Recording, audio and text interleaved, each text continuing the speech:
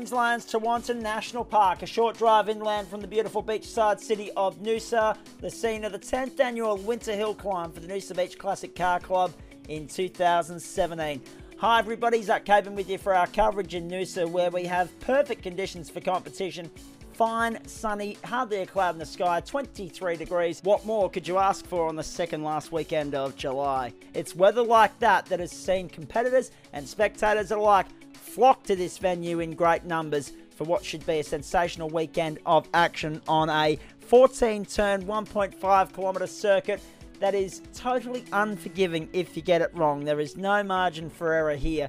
It is fast and flowing in parts, tight and twisty in others, and over the next 20 minutes or so we'll paint the picture of the weekend that was for you. The circuit and the description reminds me very much of Lakeside, and the fact that it too is unforgiving with no margin for error. In total, 160 competitors doing battle this weekend in 30 divisions across 8 classes, and a total of 40 different manufacturers on this grid, in cars spanning from the 1920s all the way through to the present day. It is quite an extraordinary turnout. Here's Les Wormsley, the first of our Muscle Car Master competitors, taking to the circuit. Up the hill he goes. Now, Les clocked the second fastest time in his division for the weekend in his 6th and final timed run. 67.31 was his time up the hill. Now, just to elaborate on that, for those of you that are new to hill climb, of course, the competitors got an untimed run on Saturday morning, followed by 3 timed runs throughout Saturday afternoon, and then another 3 timed runs on Sunday morning. It is the best timed run for each competitor that helps form the results sheet at the end of the weekend. So you've only got to get one run right across this 6, and hope for the best, and hope that you are on top in your division at the end of the day. Now, so far there you've seen the number 4 of Mario Mazza go through as well. Now, he clocked a 70.69. He's running in regularity, as is this car on screen in Lindsay Inch.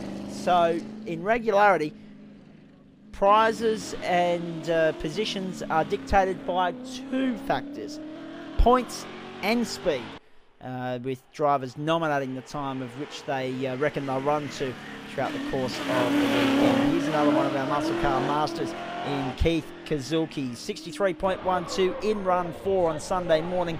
First in class, you shouldn't be surprised by that. And there's the 115 of Woody Baker going through as well. Tremendous turnout of sports cars like this one, the number 91 of Zaid Latif, who won his class. He was first in class with a 69.95, and that was in, if you don't mind, the sports cars 2000 to current under 2000cc division. This car, the number 83, Darryl Searle. You'll see the 127 of Michael Herrings come through in a moment as well.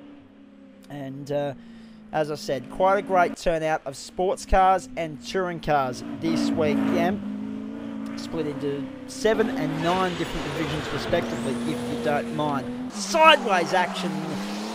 The driver's very committed going up the hill, as you'll see throughout the course of our program, and you've got to be to clock the fastest time at the top of the hill. Here's the number 11, and that is Barry Smith behind the wheel. He clocked an 81.21 in run 6. It put him 2nd in class, and 10th in the historic division as a whole. Now, in the historics, if you don't mind, ladies and gentlemen, you saw Group K, Group S, Group NB, and C, Q, and U, all involved with respective entries.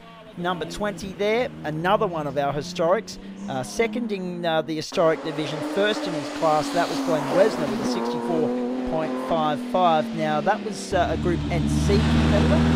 Here is a Group K competitor, the 2nd of the Group K competitors, and the fastest of the Group K competitors as well, as Stephen Anderson, and a 76.86. Now, Stephen actually ended up being a substitute driver there in the end for John, his relative, who clocked an 84 flat earlier in the proceedings, and they ended up 1st and 3rd in class respectively, if you don't mind. Now, as we have a look here at some of the cars filing through, and just have a look at how quickly the organisers do get these cars off and away. Usually at any given time there'll be 3 cars on circuit. After every 50 cars or so, the officials go up, they bring the train back down. Turn 7, they do that twice during each run, and as well. That just eliminates the traffic quite a bit top of the hill. Frees things up and allows these guys to come back down, work with the cars, and then head back up the hill a little bit later on in the day as well. Some of these cars are on double duty, 2 drivers driving them throughout the course of the event. Now, here's the big draw card. DJ, True Blue, Dick Johnson, 5-time Australian Touring Car Champion, 3-time Bathurst 1000 winner. He was on hand as a special guest, courtesy of our great sponsors at Southern Cross Sheds for the weekend on Sunday. He auctioned off a ride up the hill for a Lucky's fan, and was a great draw card, very popular with the fans, and exceptionally entertaining behind the microphone when we had the chance to interview him as well. When he took True Blue for a run up the hill, very gingerly, of course there's no power steering on that car, didn't want to wreck it. He's not there to compete, but it's there merely for a show, and DJ certainly put one on. He said when I spoke to him on the Sunday, racing days are behind me, but it's always nice to jump behind and steer the thing around every now and then. Great array of sports cars on hand, as you can see there. Touring cars as well, so many in both divisions, making up the big numbers here. But the draw cards were muscle cars. Keith Kazuki, the number 25, he also doubled up and ran in the sports sedans and invited class as well, winning that division too. We'll see him have a run in that very shortly. We follow him up the hill. Just have a look at how committed you have to be to get a fast time through this course, but you have to not only be committed, but you have to be accurate, and that's the key. That was the difference between the guys that got it right and the guys that got it wrong this weekend. And the level of commitment made a little bit of a difference in the lap times at the end of the day as well. There's Keith going up through the left-hander, and now back at the bottom of the hill we will find and the 18 being driven by James Hodson. Now, he won his class this weekend. He won historic Group NB, and he did so with a time of 68.96 in his 6th and final run here on the course. As we go now back to car number 106, that is Scott Dorr. Scott also won his class this weekend, 65.30, also in run 6, and this was in touring cars pre-1980 under 1600cc. And just have a look at this thing go up through the course of 1.5 kilometres. Very committed, very good to see. Now, that car is a Ford Escort. That will come as no surprise to Ford fans who love their Escorts. Here's number 27 now, having a run. Now, this was Gary Ford, a 59.95, second in sports sedans and invited, only behind Keith Kazuki, of course. And the 27 clocked a, well, of course, was the Ford Escort, but it clocked a time of 59.95, so it only lost out by a tenth of a second in the end there. Here's another one of our regularity competitors in Lloyd Robertson. 72.01 was Lloyd's best time. That came in his second run. He was 4th on pace and 6th on points in regularity. And in a moment you'll see the next of the regularity competitors in Stephen Callahan. There he is, come through as well. 79.65 in his first run. That put him 6th fastest, but first on points across the course of the weekend. Once you added up the other runs and the other times, as opposed to the other divisions where pace is all that mattered. Regularity, you had to nominate a time, run to the time you conceded points. As we go on board with Mark Trenoweth in the 1979 Jaguar XJX now. Just have a listen to the sound of this thing. absolutely on the limit through the right hand up.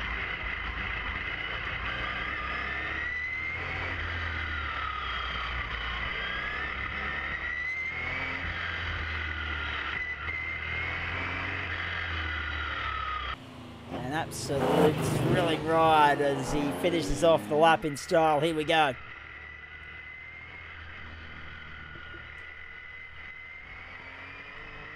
Sensational sounding motor car. He clocked a 58.62 in run 6. He was first in class outright and third in the historic division as well. Now, he was the only Group U competitor in the historic division, it's important to note. Here comes number 26. This is David Falvey.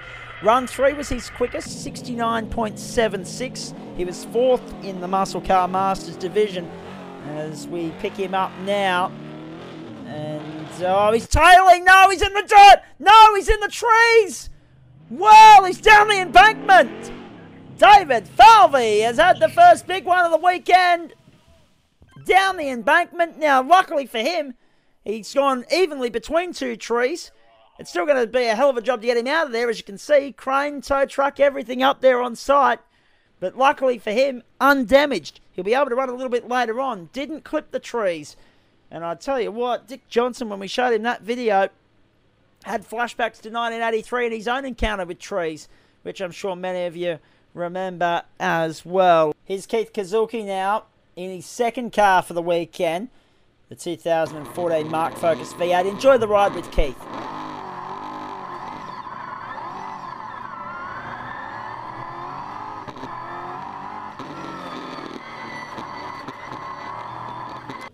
This was his fastest run of the weekend. Of course, the winning run by only 1/10 of a second, as we detailed earlier, 59.85, and a very quick one at that.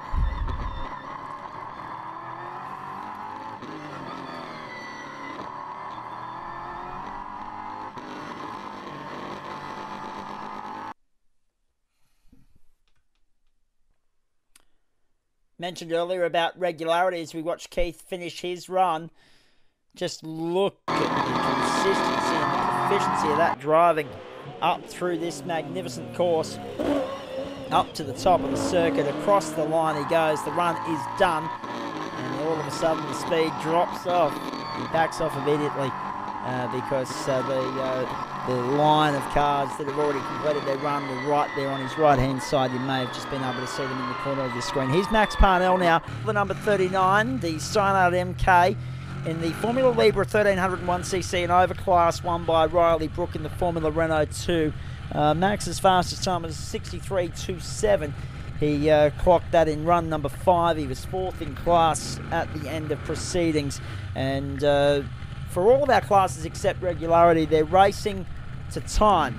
Whereas regularity, they're racing for points and time as well.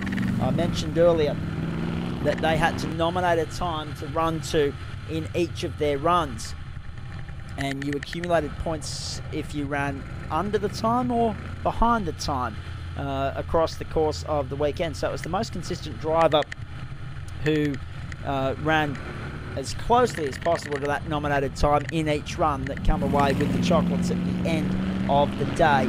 On pace, however, regularity was won by Randall Spice with a 69.01, if you don't mind, in the Westfield Clubman. Now, I'm going to shut up because this is something you have to see. This is the event-winning drive.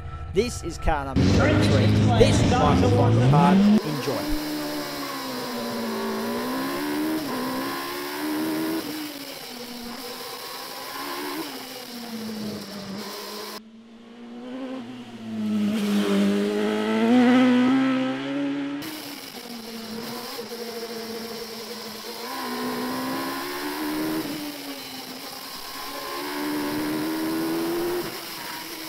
No one had ever been under the 51-second mark on this course prior to this weekend. Michael broke the lap record in his 5th run, and then again in his 6th. He somehow found 0.8 of a second and clocked a 50.55. And I don't think there was any more left in the tank after that.